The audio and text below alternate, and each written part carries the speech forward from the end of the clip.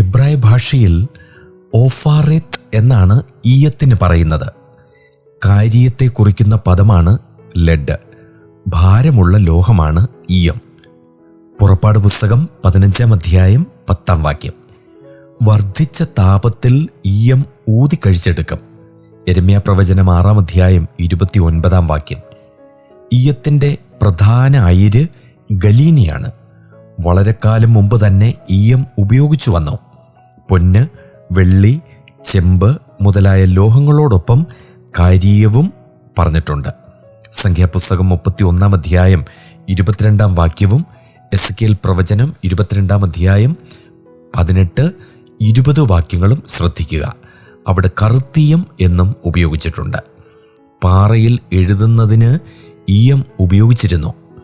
ഇയ്യോബ് 19-24. തൂക്കമായും ഈയം ഉപയോഗിച്ച് കാണുന്നുണ്ട്.